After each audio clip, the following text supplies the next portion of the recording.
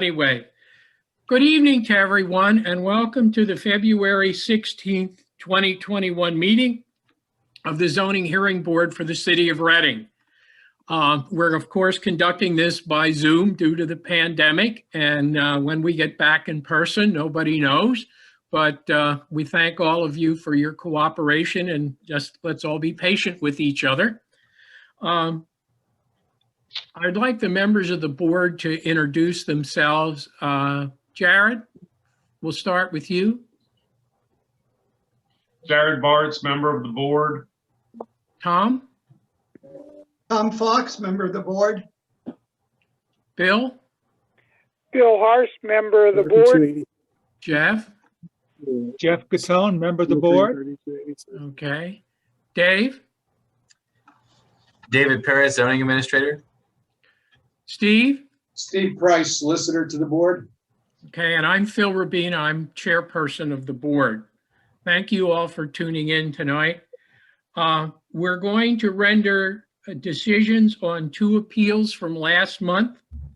The first appeal was 2020-12, and that involved 1124 Schuylkill Avenue and 1119 Lucerne Street. Mr. Price. Thanks. Is there a motion to approve the relief subject to the conditions set forth in the written decision? I make a motion. Is there a second? Second. Mr. Fox? Second. All in favor, say aye. Aye. All Aye. Ayes have it. Okay. The next matter before us was Appeal 2020-16, and it is 1403 Chester Street. Mr. Price. Thank you. Is there a motion to approve the relief requested subject to the conditions set forth in the written decision? Motion. Fox? I'll second. Second. Okay. All in favor, say aye. Aye. Aye. Aye. All opposed? Ayes have it. Okay, thank you. This evening we have four appeals, I should say. And the first appeal is 2020-23. It's 2220 Downing Street. And it is Scott Fisher seeking dimensional variances from the 280 square feet minimal area allowed for accessory storage sheds in an R1 zoning district. And Sandy, would you swear in our zoning officer, please? You swear the testimony about to give will be the truth, the whole truth, and nothing but the truth? I do. Thank you. I do. Has notice for this appeal been given? Yes, it has. Okay, thank you. Mr. Price, you want to enter your appearance? Well, I'm part of you, Phil, so. yeah, I'm Okay, already then in. that's fine. So All right. I'll put some exhibits into the record if I may. Mr. Yeah, Chairman. go ahead. Exhibit number 1 is the notice. Exhibit number 2 is proof of publication of the notice. Exhibit number 3 is proof of posting of the notice. Exhibit number 4 is the application, including all of its attachments. And exhibit number 5 is the zoning ordinance of the City of Reading as amended. Okay, thank you. And I see Mr. Fisher is with us. Good evening. Good evening. See, we have to swear him in, I believe. He's not represented by counsel. Is that correct, Mr. Price? That's right, Mr. Chairman. Okay, would you swear in Mr. Please Fisher? raise your right hand. Do you swear the testimony about to give will be the truth, the whole truth, and nothing but the truth? Yes, I do. Thank you. May I have your full name for the record? Scott Wayne Fisher. Thank you. Okay. Mr. Fisher, you received 2 notices from the city about some issues with your property. And I guess the best way to start this is, what can you do to try to comply with the request that the city has made? And we can kind of start there. I need the variance for the 52 square feet. I don't have the ability or anything to move them anymore. I mean, They're there, they've been there. I didn't realize I needed permits. I wasn't, that's partly my own fault. I should have asked questions, but all the shed places I went, none of them ever talked about that. And where I lived before, you didn't need that. So I made a mistake. Okay. I think part of that whole issue too was that you had animals that were not permitted under the city code. If you were given permission to do that, would those animals still remain on your property or No, are they? no, they wouldn't, because two problems. One is my physical, and number two, I don't know where the issue lies. I know it lies with the Animal Rescue League, but I live in where they drop off bring the cats, come back to feral, and they were killing all my birds, constantly killing, and financially I wouldn't have been able to keep them. They were just messing everything up. All right. Are the two properties that were in question, are those under one deed or are they under two deeds? They're under two deeds. Okay. All right. Anybody else on the board have any questions? Let's start with Jared. I don't have any questions at this time. Mr. Fox, Not at this time. Mr. Gattone? Yeah, I'm just curious, as a little aside, really, I wasn't sure if it really, what kind of animals you have. Was it just pigeons, or did you indeed have goats and other animals? I had no other animals, just the pigeons. Okay, and then I guess we're gonna talk a little bit about the sheds in a moment, so I'll hold those questions for later. Mr. Harst, any questions at this point? No questions at this time. Okay. Mr. Price, any questions? Yeah, I have just about two or three. I think I know the city pretty well, but I don't know where Downing Street is. Can you tell me where that is, Mr. Fisher? Nobody seems to. Get off Route 12, go on River Road, make a right, go 2 blocks up to Colston, go 2 blocks up, make a right, and go to the dead end. I got you. And that's Downing Street. Do you border the park system there then with your property? Did I what? You know, the trail that runs along the Tulpehocken, does your property border that? No. No, but it's in that general region, correct? It's in Riverdale, what they call Riverdale. All right. And when did you purchase the property? I purchased that property about 3 years ago. And you have a property with a house on it too. When did you purchase that? Well, technically, I was part owner since '84. I became full owner about 3.5 years ago. And the property that you just recently purchased, when you purchased it, what were located on that property? Vines, trees, dead trees, garbage, trash, So trees no that were about structure. to fall on the neighbors. but no structures? Nothing. Okay, Nope. so you put the 2 pigeons coops there? I take it? Well, yeah, originally they were pigeons. Yeah, now the sheds, accessory sheds. But they were pigeon coops for racing pigeons? Yes, originally that's what the plan was. And when did you put those on the property? Almost 2.5 years ago. Okay, so there's only two structures on that property, correct? That's correct. Okay, and you're seeking a dimensional variance for 53 square feet that you exceed the amount that are allowed for these structures, correct? That's correct. Okay, if the board were to consider granting your application, but would make you combine that property with your home property, would you be agreeable to that? Oh, I definitely would love to. That would save me some aggravation too. Okay, and you understand that you can't have animal husbandry on that property. You can't have goats or chickens. No. or I understand that. Yes. Okay.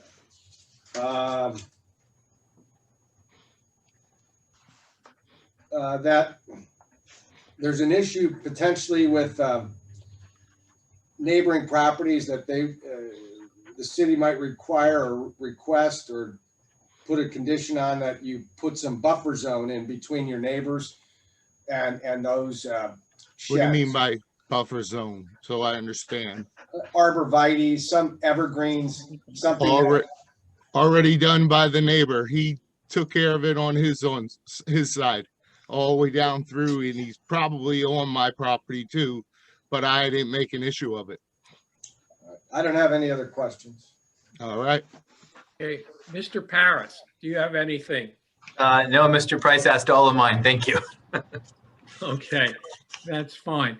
Do we have anybody in the audience that might have questions for Mr. Fisher? Mr. Chairman, I have two individuals who are connected by phone. If I can just allow them to speak for a moment, just to clarify if they're on for this matter.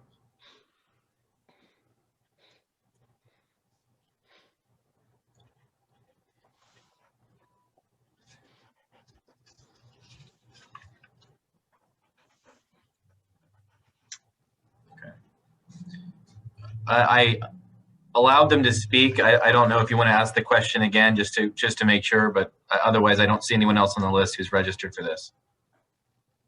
But I didn't understand that, Mr. Paris. Sorry.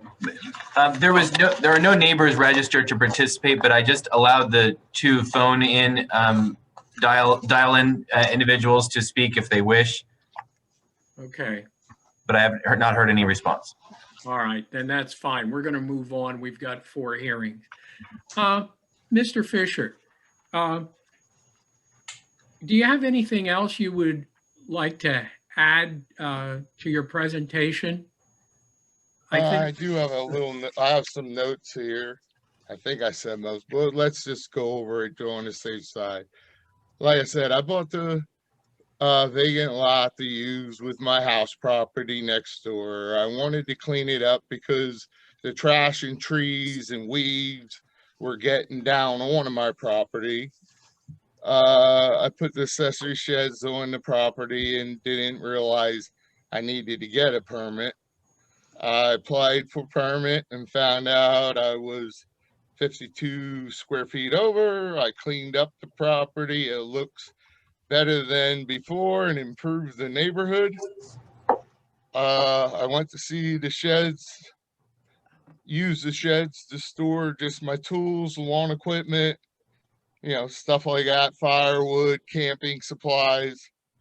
It would be difficult for me to really financially move or remove the sheds, and I am asking approval for the 52 square feet. Okay, thank you, Thank you. sir. Anybody else on the board have any questions? No, just to make certain that Mr. Price puts in the recommendation about the buffer zone. If we left it off, that the neighbor has taken upon himself, but I want to make certain that Mr. Fisher realizes that has to be his input too. That's all. Okay, thank you. Okay. All right. Mr. Paris, any comments? No, thank you. Okay. All right, then that concludes this appeal for this evening. We're going to make a decision at next month's meeting. I don't know whether that'll be in person or here, but it really doesn't matter because we will mail a decision to you. Okay. We thank you. Thank you for your honesty. We appreciated that. And All we'll close this appeal and move on to the next one. Well, thank you for your time. You're welcome, you. sir. Bye. Okay, you all right, Sandy? I am, thank you. Okay. The next appeal is 2020-24, 1600 Perkiomen Avenue. Eldero Romelio seeks the board's approval to add 2 barber chairs and stations to an existing non-conforming barber shop, previously approved under Appeal 2006-30, and for relief from a condition restricting the business to 2 barber salon chairs, and it is in an R3 residential district. Okay, would you swear in our zoning officer, please? Do you swear the testimony about to give will be the truth, the whole truth, and nothing but the truth? I do. Thank you. Thank you. Has notice for this appeal been given? Yes, it has. Thank you very much. Mr. Price, enter you. Thank you. I'll put some evidence, exhibits into the record. Exhibit number 1 is the notice. Exhibit number 2 is proof of publication of the notice. Exhibit number 3 is proof of posting of the notice. Exhibit number 4 is the application, including all of its attachments. And exhibit number 5 is the zoning ordinance of the city of Reading as amended.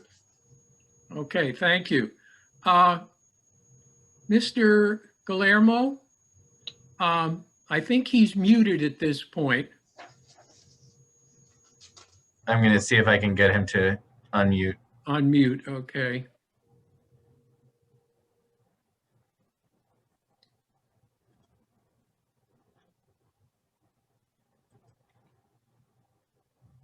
There we go. Okay. Nope. He's muted again. There. Oh, there. Mr. Guillermo, are you there? Yes, hi. Hi, thank you.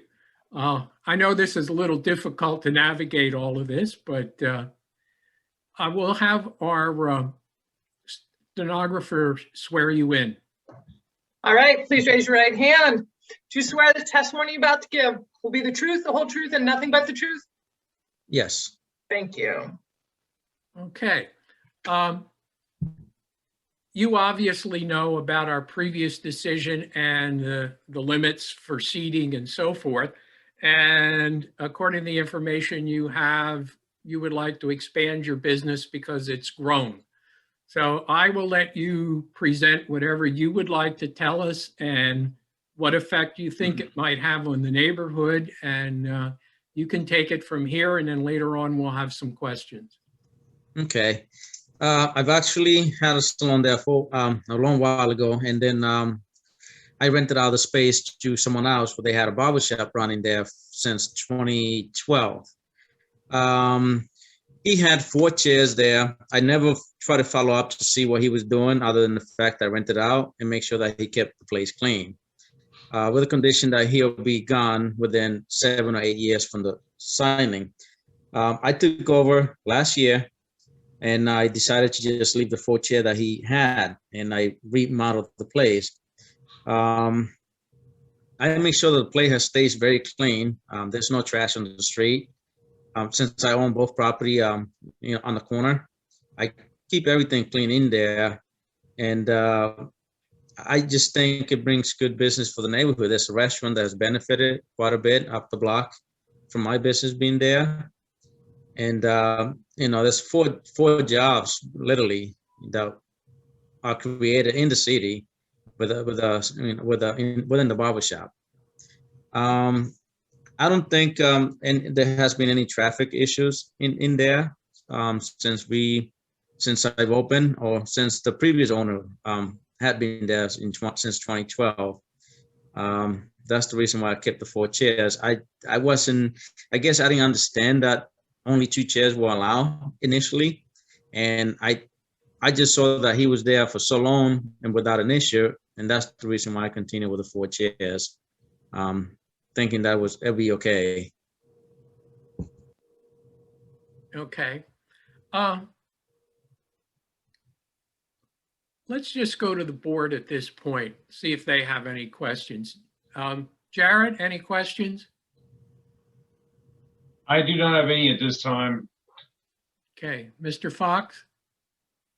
Yes, could you clarify, do you own the property now, sir? I own the property, yes. And when did you buy the property? How long have you owned it?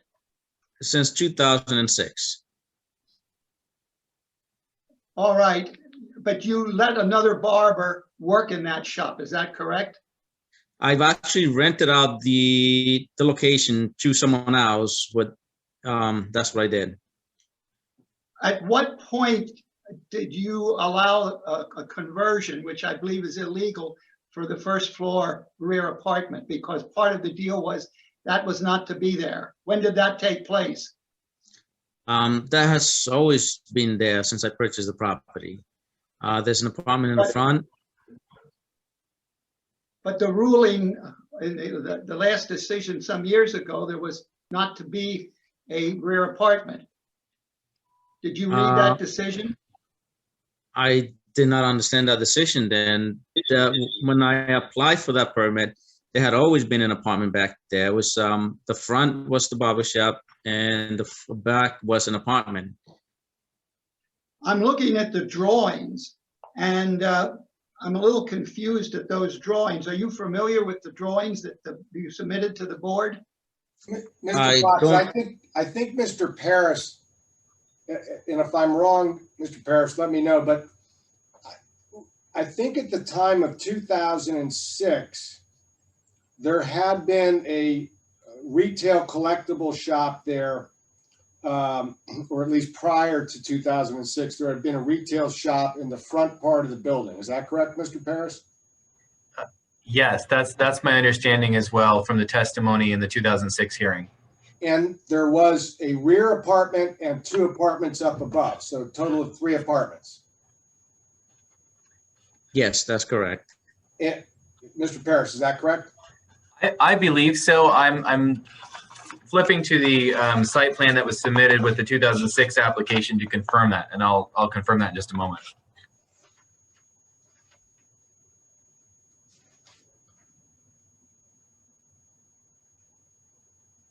And I think what happened is that the front part of the first floor had been illegally converted to a residential unit, and he wanted to bring it back to a commercial unit. I think what had happened was there was 4 residential units in there. The one being in the front where the barber shop is was not an approved use. So it's my understanding that the first floor rear, second floor, and third floor were okay for a residential, but not the first floor front where the barber shop is. That's my understanding. Mr. Price, that's my understanding as well, that there was not an issue with the three existing dwelling units, and they haven't added any since that time that we're aware of. That's what I thought. Did you hear that, Mr. Fox? Yes, may I continue? I read very carefully the decision was it 2006 or whenever it was, and the way I looked at it, the way I read it, there was not to be another apartment on the rear of the first floor. And I went over this afternoon. The other question I have, could you explain, is one of the apartments 2 floors, part of 2 floors? Yes, one of the apartments is 2 floors. 2 floors. Yeah, because it was a little confusing the way it is. Could you explain just how that divides up upstairs? The upstairs, the on the second floor is divided into 2 apartments, and the front apartment actually has the 3rd floor as well, 2 bedrooms up on top. All right, that answers that. But I still think in that, and I should have underlined that, but in that decision, Mr. Paris, from some years ago, there was not to be an apartment on the first floor rear. That's what I read. And my question, and I didn't get the exact answer, was when I asked the gentleman when that was added, and he didn't seem to know or thought that there was always one there. Mr. Fox, I'll go through my records, but I remember this, and what it was, the issue was that where the barber shop is now, that had been made into a residential unit from a commercial unit without approval. And when they came in 2006, the 3 existing permitted residential uses, including the first floor rear, were okay. The question was whether he could return the front part of the building into a commercial use, which the board approved. So, because there was no. All right, well, you look back, you read over that again, we can discuss that. I won't go any further with that because there seems to be some disagreement. So we'll wait to check on that. That was the only thing that I had to say. I think there was not supposed to be a first floor apartment. So until we can check that out, I don't have any further questions. Okay. I'll double check that. Mr. Gattone, anything? Yeah, I just listening to Mr. Fox, and I was looking at the 2006 6 decision and what they're requesting now, the addition of 2 more chairs, and that hasn't been discussed. I thought it was approved back then to have just 2 stations. Now we want 4 stations. What does that have to do with the apartment? It seems to be commingled. Could you explain that to me? I'm not Yeah. sure it is truly related at this point. I think the issue here is he going to be permitted to have 4 chairs?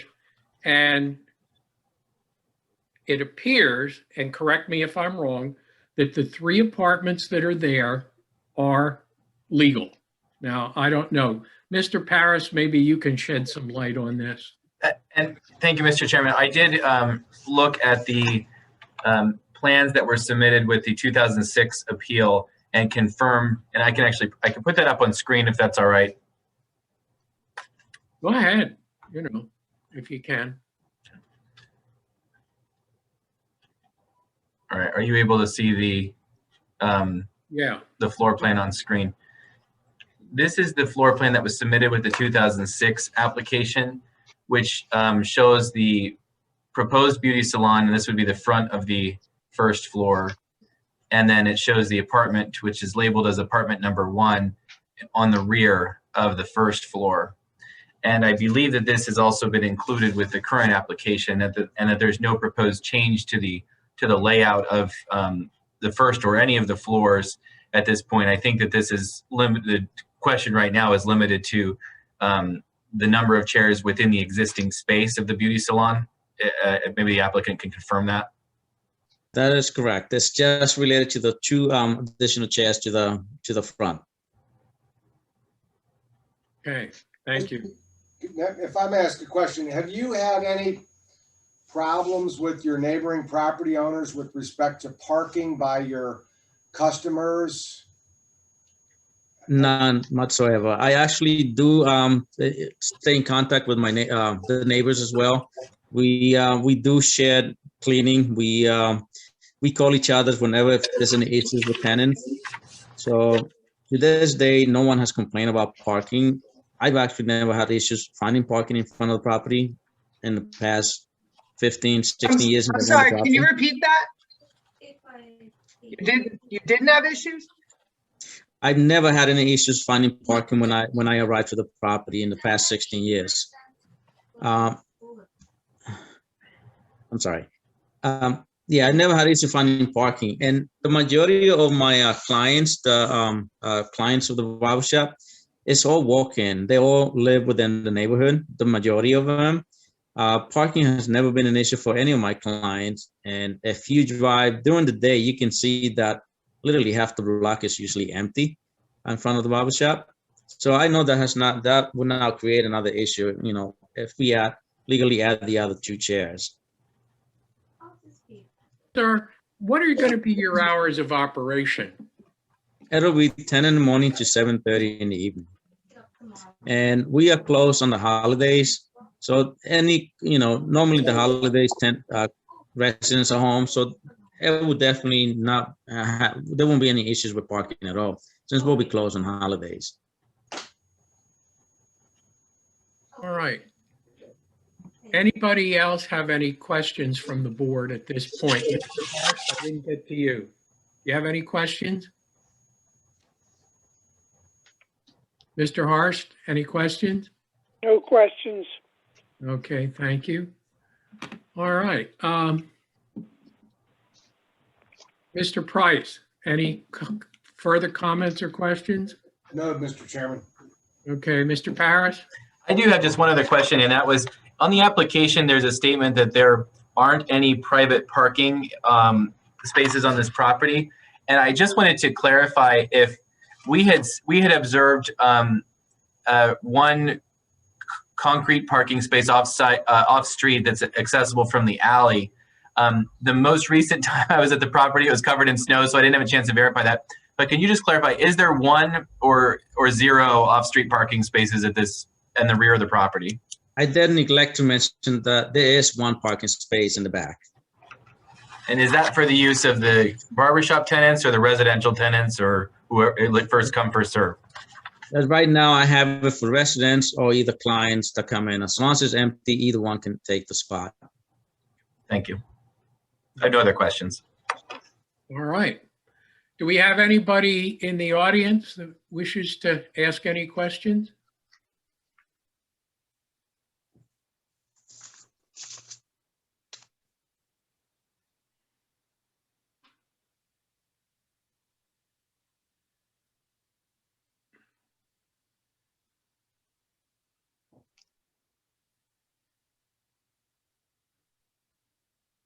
You're muted, Dave. You were muted. Short answer is no. No, there was no one previously registered to participate, and I don't see anyone at this time. Okay. Just one last quick question. Are you going to be running that barber shop, or are you going to be subletting that to somebody else? I will be there in one of the chairs. Okay. All right. Thank you. All right. That concludes this appeal. Decision will be made at next month's meeting. You don't have to be there. Decision will be mailed to you. And we thank you. And we'll see you next month. Thank you. Okay. All right. Next matter. You still okay, Sandy? I am, thank you. All right. This is Appeal 2021-01, 645 North 6th Street. The Hope Rescue Mission, which is the owner of record, seeks zoning approval to temporarily host 3 travel trailers at the subject property to accommodate emergency quarantine of homeless individuals for a period of up to 6 months. The subject property is located in the manufacturing commercial MC zoning district and is in the location of an existing shelter facility. So would you swear in Mr. Paris, please? Do you swear the testimony about to give will be the truth, the whole truth, and nothing but the truth? Sorry, I do. Thank you. Okay. Mr. Price? Thanks. I'll put some exhibits into the record. Exhibit number 1 is the notice. Exhibit number 2 is proof of publication of the notice. Exhibit number 3 is proof of posting of the notice. Exhibit number 4 is the application, including all of its attachments. And exhibit number 5 is the zoning ordinance of the city of Reading as amended. Okay, thank you. Mr. Mooney, I would assume that Mr. Mooney is the attorney of record. No, he's for the next one. Actually, good evening. This is Attorney Conrad Jarzen. I'm here on behalf of the. I apologize. No, that's okay. No problem. Okay, at so all. if you want to enter your appearance, and then whomever you're going to have to testify, we'll have them sworn in when you're done entering your appearance. Sure. So it's Conrad Jarzyna, Konrad, last name Jarzyna, and attorney, Pennsylvania Attorney ID 92400. The current address is 3112 Reedy Road, Reedy Road, Reading, PA 19608. I'm here on behalf of the Hope Rescue Mission, and Mr. Grill, whose name I see on the screen, is the representative of my client, and he will be the one testifying. Okay, Mr. Grill is still muted. Can we unmute him? Okay, Mr. Grill, we're going to have you sworn in. All right, please raise your right hand. Do you swear the testimony about to give will be the truth, the whole truth, and nothing but the truth?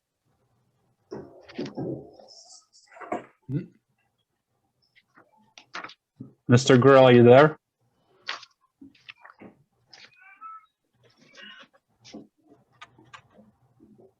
Mr. Grill? Oh, there he is. Can you hear us, Mr. Grill? I think he's still muted. Yeah, you don't look like you're muted, but we cannot hear you. Mr. Grill, you're going to be sworn in. Are you there? Seems like he's freezing up. Well, maybe he should call in by phone, Mr. Jarzna. Maybe that would be Oh. simple. Just 1 second. Mr. Chairman, and I believe he may have attempted to call in and maybe one of these call-in users. I've prompted both of those to unmute in case that one of those is him. Mr. Grill, can you hear us?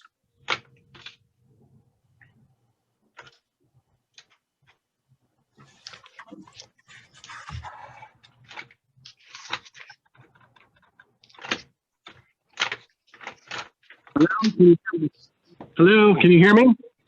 Yes, Mr. Grill? Yes, Okay, can you hear me? yes, I can. Okay, so we were just to let you know, we couldn't hear you, but you were about to get sworn in. Yep, absolutely. All right, please raise your right hand. Do you swear the testimony you're about to give will be the truth, the whole truth, and nothing but the truth? Yes, I do. Thank you. Your full name, please. Francis Paul Grill. Okay. If you want to go ahead with your presentation, sir. Okay, thank you very much. Mr. Grill, what is your title and position with Hope Rescue Mission? I'm the associate director, so I report directly to our executive director, and I oversee all of the operations on the mission side of the organization. Okay, and needless to say, you're authorized to appear today on behalf of Hope Rescue Mission. Yes, sir, I do. Okay. Can you just briefly tell us what Hope Rescue Mission does? Sure. For 127 years, we have been sheltering, feeding, clothing the homeless of Berks County. In addition to that, we have follow-on programs, but quite honestly, the details aren't important. We shelter folks that don't have any shelter. And so this is sort of an extension of that mission. Okay. So you're serving people in Berks County. Are you able to tell us what percentage of the people you serve are from the city of Reading as opposed to other parts of the county? From the city of Reading, probably 70 to 80% of those individuals are from Reading proper. Okay.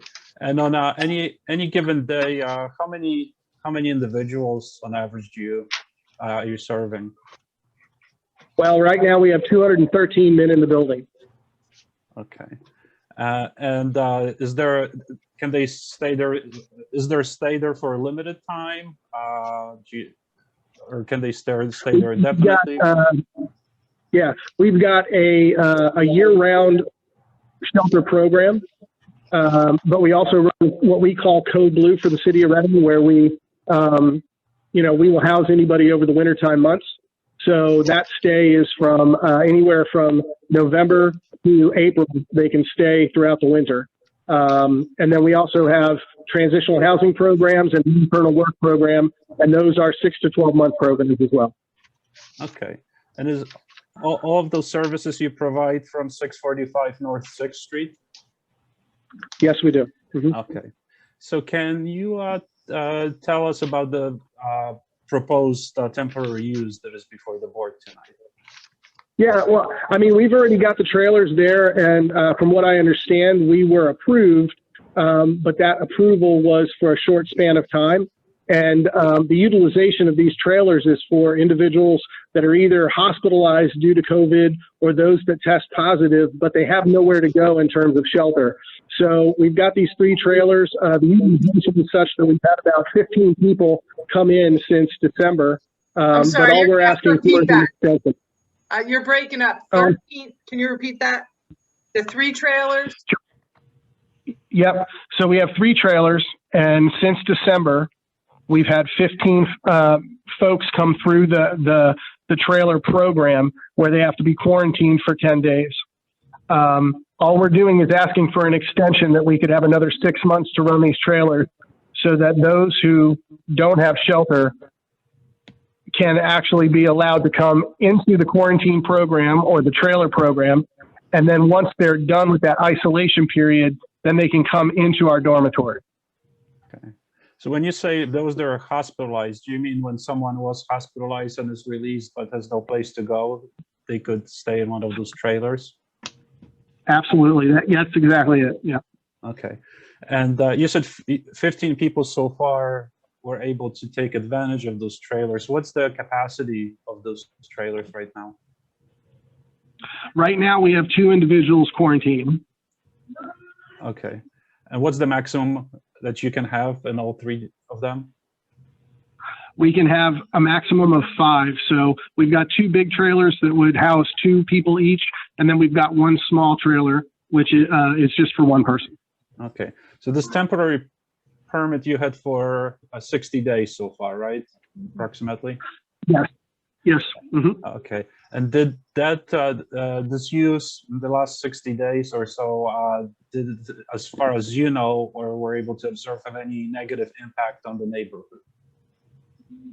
Not that I'm aware of. As a matter of fact, I mean,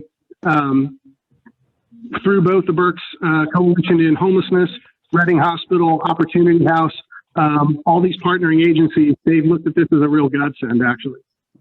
So, for example, like if Reading Hospital has a patient that they want to discharge just to make room for other patients, they know about your organization, they can contact you and find them shelter if they don't have one?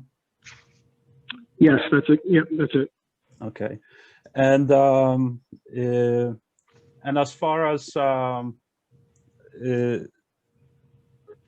the need for these trailers within the existing facility, you do not have area where you could keep those individuals separated without risk. It would be very no, it would be very, very difficult to do because we have a common eating area, we have common showers. So it would be very difficult to actually have folks self-isolate in our building. Okay. And as far as, so basically the individuals staying in the trailer, they are not allowed in the main facility at any time? Correct. We take meals out to them. They have bathrooms in the trailers. And in addition to that, we have a clean team that comes in there and, disinfects once those individuals are done with their isolation period. So yeah, we've got all the staff that we need in order to turn things around and make sure that they can self-quarantine for however long they need to. Okay. And can you just briefly describe to us any procedures or policies that you have to the staff that is servicing those trailers in terms of preventing them spreading the virus to others in the main facility? Well, yeah, I mean, we have a maintenance team, and underneath the maintenance team is our cleaning folks. And I mean, it almost looks like a hazmat suit. They've got suits with visors. They mask, they glove. They go in there. They do a deep clean, and then they disinfect between each resident that comes in there. All the bedding is taken off and is washed and dried appropriately. We've got a commercial grade laundry facility down in our basement. So all those things are done before the next individual comes into the trailer for the next use. Okay. And again, as I said, we also provide the meals to the trailers. So our kitchen staff actually takes the meals out to them. And we have people that are masked and gloved that are dealing with that. And we give them all disposable utensils and plates and napkins and everything, so that basically everything just goes in the trash, and it goes right from the trailer to our trash dumpster. Okay. And were these trailers, prior to this hearing, have they been inspected by the fire marshal or building officials, the codes? I'm going to have to claim ignorance on that one. I'm not sure, but I do know that we had electric run to those things. So my expectation would be that, yes, they were inspected before we were allowed to put those in operation. Okay. But if they weren't and the city requires compliance with its codes, you were willing to follow any of those directions, right? Oh, absolutely. Yep. Okay. And let me check. And once this temporary use ends, you understand that this would be a use if it's approved for 180 days. Do you foresee any difficulty with restoring this property to its original condition? No, not at all. It would just be a matter of, getting the trailers off the property itself. Okay. Is there anything else you would want to add? No, sir, not this time. Okay. The board has any questions? The witness is yours. Okay, why don't we start with Mr. Harsh? Any questions of Mr. Grill? Yeah, have these trailers, how long have they been in this particular location? And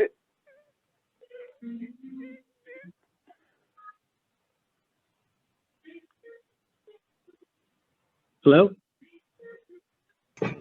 Bill? The question was, how long have these trailers been at this particular location? Since December. So the 60 days is, I believe, about up in terms of our granted occupation. Right. Okay, Mr. Bars, question. No, I can't think of any questions. Okay. Mr. Fox, No questions. Mr. Gattone? No questions? I just have one. You do not house any families in those trailers, do you? This is strictly for homeless, men or homeless women, or a combination of both? We right now, our charter only allows us to house men. And so, adhering to that, we only house men in those trailers.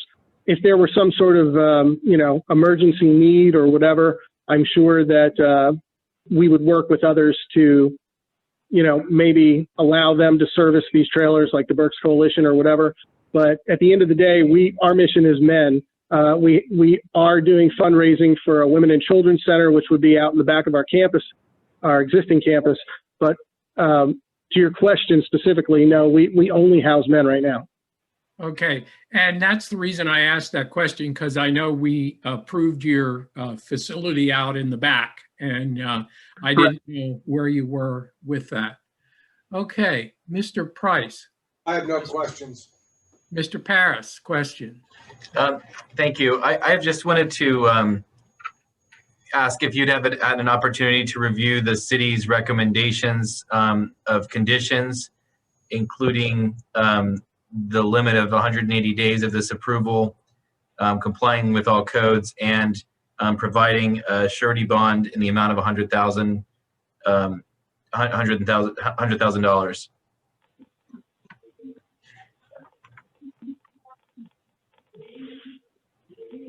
Is that addressed to Mr. Grill? Mr. Grill or council, sure. Yeah. Mr. Grill, are you aware of those recommendations? I am not personally. I know that our office manager, Cindy Arders, as well as our executive director, Rob Turchi, they've been taking the lead on this. So, again, I'm going to have to claim ignorance about that. But listen, we'll do anything that we need to do in order to keep this up and running, because we realize. That was my question. Thank you. Okay, thank you. Anybody from the board have anything to add? Mr. Price or Mr. Paris, anything? No, sir. No one has anything to add. I just wanted to make a quick request. And that would be fine. I was going to come to you next. Go ahead. Thank you so much. Just wanted to ask the board to kindly request, if at all possible, due to the emergency nature of this request and the fact that this temporary permit is about to expire, to consider if the board is inclined to do so, to consider making a decision tonight, just so we know where we stand, and we can, my client can continue providing those services to people that are getting them as we speak. Well, okay. Mr. Jarsma, because you have an appeal pending from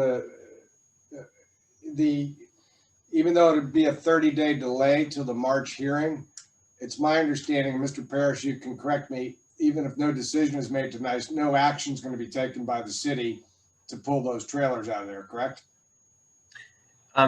For purposes of zoning, yeah, that's my understanding as well. I can't speak to the other departments, but yeah, that's correct.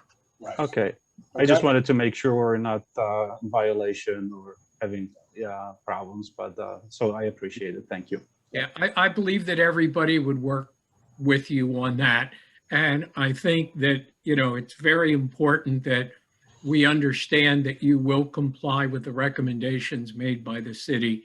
I think that's something that would benefit all of us and protect everybody. So, do we have anybody in the audience who wanted to speak? I do not see anyone listed who registered and ahead of time to participate. Okay, well, with that, I will close this appeal. We'll issue a decision at next month's meeting. You need not obviously be here, and the decision will be mailed to you. And if you run into any problems, please feel free to get in touch with Mr. Paris. So, okay. Okay. Thank you so much for your time. Have a nice Nice seeing evening. you, Take John. care. Yep. Take care, Steve. Thank you. Bye. Bye-bye. Okay. All right, you still okay, Sandy? I am, thank you. All right. The last matter before us is Appeal 2021-02, 425, 459 Miltmore Street. And it involves lots 1, 3, 4, 7, and 8 of the Buttonwood Gateway subdivision. Habitat for Humanity of Berks County, Inc. seeks dimensional variances for the subject properties in connection with the proposed Buttonwood Gateway residential subdivision located in the R3 residential zoning district. Relief is requested from minimum lot areas, rear setback areas, and maximum building coverage requirements. So, having said all of that, would you swear in our zoning officer, please? Do you swear this testimony about to give will be the truth, the whole truth, and nothing but the truth? I do. Thank you. Has notice for this appeal been given? Yes, it has. Okay, Mr. Price, enter your. Thank you. I'll enter some exhibits into the record. Exhibit number 1 is the notice. Exhibit number 2 is proof of posting of the notice. Exhibit number 3 is proof of publication of the notice. Exhibit number 4 is the application, including all of its attachments. And exhibit number 5 is the zoning ordinance of the city of Reading, as amended. Okay, thank you. Mr. Mooney, if you would like to enter your appearance, and then anybody you're going to have testify, we can have those people sworn in at this time so we can keep things moving. Okay, my name is Keith Mooney Esquire. I'm the attorney on behalf of the applicant. My address is 50 North 5th Street, Reading, PA 19601, and that's the law firm of Barley Snyder. My attorney ID is 74001. I think I only have one witness, but let's swear in 2 just in case. We'll swear in Chuck France, who is our engineer, and Tim Daly, who is the executive director of Habitat for Humanity. Okay. And then please raise your right hand. Do you swear the testimony you're about to give will be the truth, the whole truth, and nothing but the truth? I do. I do. Thank you. Okay, Mr. Mooney, you may proceed. Okay, and why I say we might only have, we may not need Mr. Daly. I have submitted deeds for all the properties in question today. Habitat for Humanity owns the majority. There are 5 properties owned by our city of Reading, and we have an authorization letter from our city of Reading allowing us to include those in the projects and specifying that they will, once the project's approved, convey those properties to us. One property is owned by an individual. However, that individual did not pay his taxes, and we have a certification from the Tax Claim Bureau that we were the successful bidder at the tax claim sale, and that they are in the process of getting that deed ready to convey that property to us. So if the board can stipulate the site control, I only have one witness, and that would be Chuck France. Mr. Chairman, I think the documentation that I've seen from Mr. Mooney and Habitat from Humanity accurately reflects what he just stated, and I think you can just go without having Mr. Daly testify ad nauseum about the deeds, go right to the engineer. Yeah, I see no problem with any of that. Mr. France, can you state your full name and business address for the record, please? Sure. My name is Charles F. France III. Business address is 37 East Penn Avenue, and that's in Wernersville, Pennsylvania, 19565. And how are you employed? I'm the principal and also professional engineer. How long have you been a professional engineer? I've been a licensed professional engineer in Pennsylvania for 17 years. Can you please briefly state your educational background? I have a bachelor's of science degree in civil engineering from Lehigh University. Have you prepared development plans for residential housing developments during your career? Yes. Approximately how many? I'd say approximately about 100. Have you tested? I Go ahead. can assure the zoning hearing board that I'm familiar with this company and I'm familiar with the applicant's witness and that they have prepared many land development plans throughout the county. So I think we could stipulate to their. Yeah, and I would agree to that. We saw that information that was sent to us, so we don't have a problem with that. All right, thank you. Did you prepare the plan for the Habitat for Humanity Buttonwood Gateway project to be located within the city of Reading? Yes, I did. In preparing the plan for the proposed project, did you review the city of Reading zoning ordinance? Yes. In designing what you believe to be the best possible housing plan for this area, do you believe that you needed to deviate from some of the dimensional requirements of the zoning ordinance? Yes. With regard to the one-family detached dwellings proposed, what is the minimum lot size that we are proposing? Minimum area is 2,000 square feet, and we are proposing 1,815 square feet. Can you explain the deviation from the zoning ordinance requirement? Yes, the applicant owns 2 existing lots, which when combined come to a total of 1,815 square feet. Based on the applicant's highest and best use for the redevelopment of these 2 lots, we feel that it's a single family detached dwelling. And thus, since the area is 1,815 square feet, that's what we're requesting.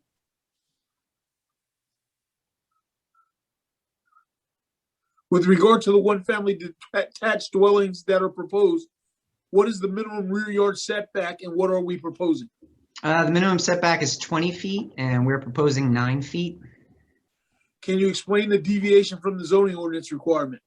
Yes, the existing lots in this area are relatively shallow. They're just about 60 feet. When you subtract the minimum required front and rear yard setbacks, it leaves you with an envelope depth of just about 35 feet, which when combined with the width restraints of the properties as well, it would result in a small and undesirable building footprint for the planned redevelopment of the neighborhood. So the relief is requested to allow a more desirable and practical footprint for the lot. Mr. Perez, at this time, I believe you have our revised site plan. Yes, I received it this afternoon. Do you have the ability to put that up? It might be helpful for the board to see. Absolutely.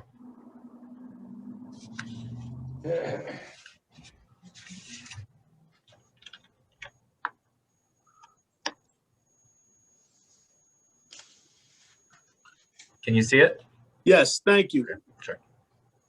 Mr. France, with regard to lots 2, 3, 4, 5, 6, 7, 8, and 9, are these all one-family attached dwellings as defined by the zoning ordinance? Yes.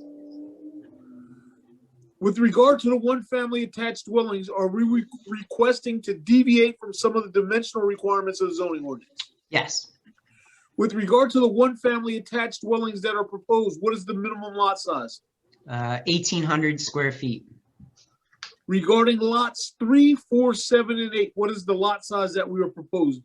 We're proposing 1,366 square feet. Can you explain the deviation from the zoning ordinance? Yes, again, the highest and best use for the redevelopment of these contiguous lots is single-family attached dwellings.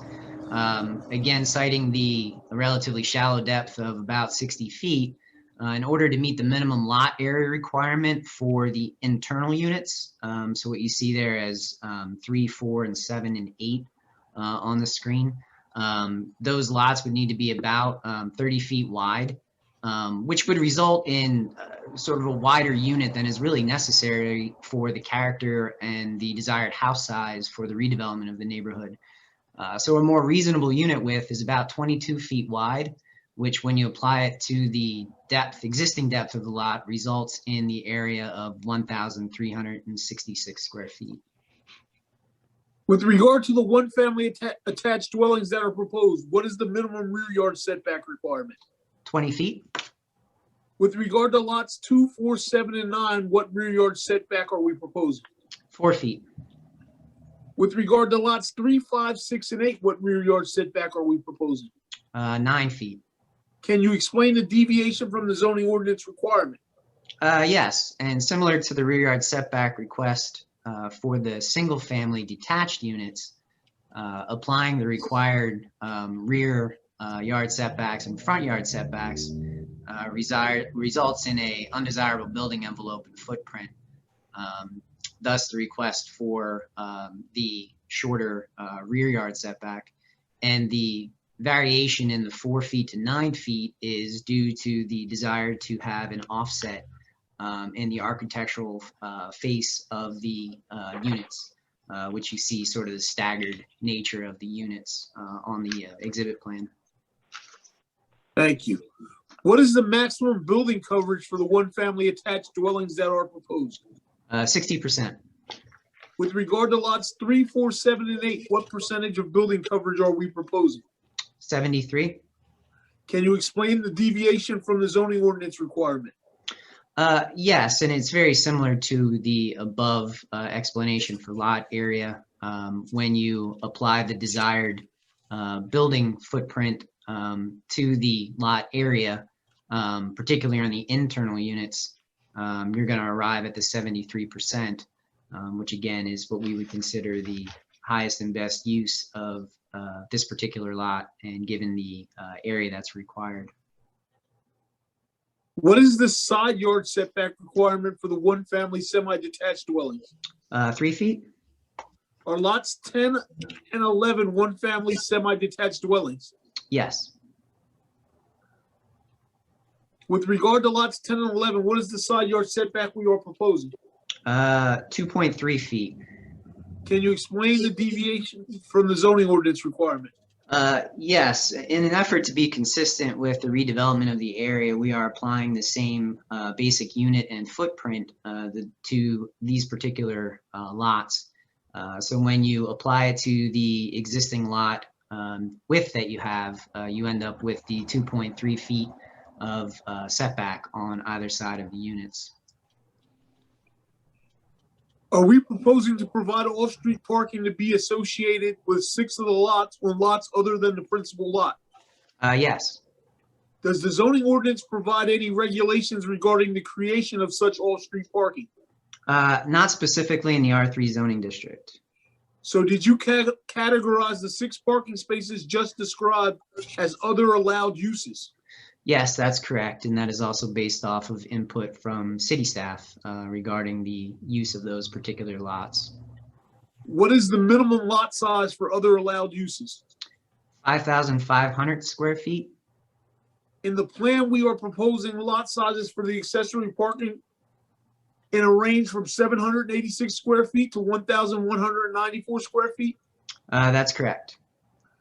Can you explain the deviation from the zoning ordinance requirement? Yes, these are existing lots on which the applicant is looking to place off-street, off-site, off-site parking spaces. The spaces would fit in lots as they currently are configured, so there would be no need to add any additional area specifically for that use. So the need to add additional area to those would be unreasonable.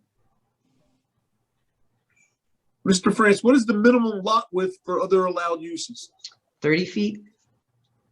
Does the lot width for the properties that we are proposing to create off-street parking on have lot widths that range from 13.26 feet to 24.19 feet? Yes, that's correct. Can you explain the deviation from the zoning ordinance requirement with regards to these lots? Yes, similar to the lot area request, for the desired use on these lots, the existing width will be able to accommodate the use. So the addition of area on either side to meet the width would be unreasonable given the use.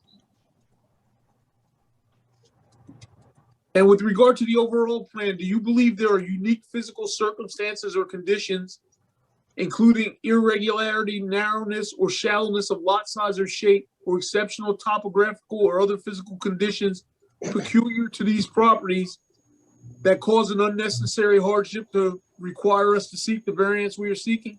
Yes, Do you believe because of such physical circumstances or conditions, there is no possibility that the properties can be developed in strict conformity with the provisions of this chapter, and that the authorization of a variance is therefore necessary to enable the reasonable use of the property?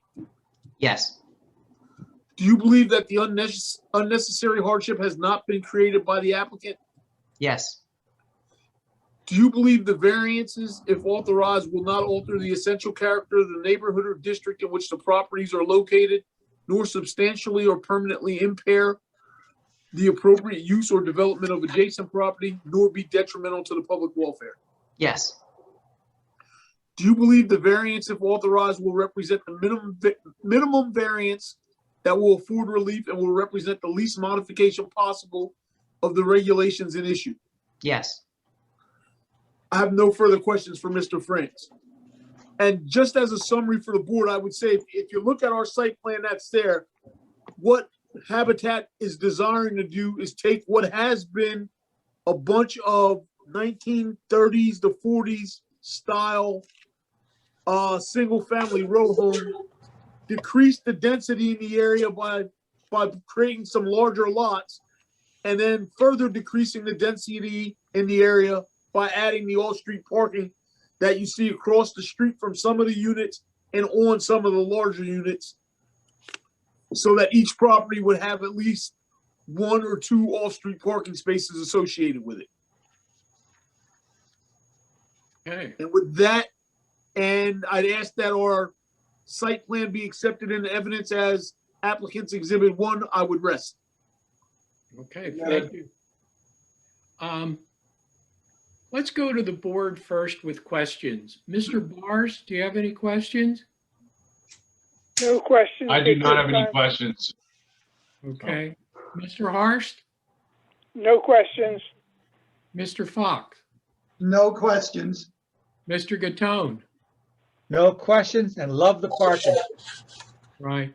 Yeah, I would like to say that what you've done here has very, very much enhanced our city should this be approved.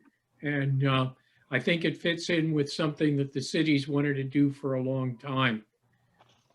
One quick question is and I'm not all that familiar with that area, is there any kind of a playground or a park area near this property? The closest city playground would be about 2 blocks away. If you're familiar with Barbie's playground right off of Schuylkill Avenue. Okay, yes, There's thank you. If you know where the old IGA is, Yeah, this property is right across the street from that old IGA, these all properties. right. Thank you. That answered my question. Because obviously there will be children and, you would like a place for them to play and that would work. All right, Mr. Price, question. No questions. All right. Mr. Paris, any questions? No, I don't have any questions. Thank you. Okay. Mr. Mooney, do you or any of your representatives there have anything else they would like to add? I have one thing, because I'm not sure I added it. I know I had sent an email to Mr. Paris and Mr. Price, and we provided testimony. With regard to the parking spaces, we are also requesting relief as to the lot width, not just the lot size. And we did provide testimony as to that. All right. Okay. That's fine. All right. So you have nothing else to add? Nothing. Anybody from the board? Nope. Okay, No, Mr. Price or Mr. Paris? No, sir. No, thank Okay. you. Again, we thank you for a very well laid out project that makes our decision making much easier. And I like the spreadsheets you sent out about each individual lot. So thank you for doing that. No problem. Okay. Having said that, that closes this appeal for this evening. And I don't believe there was anybody in the audience who wanted to testify. I didn't see anything out there. We'll just double check, make sure. I still have one phone-in individual. I'll prompt that person to unmute one more time, Okay. as I did have one person register in advance, but I do not see that individual trying to speak now.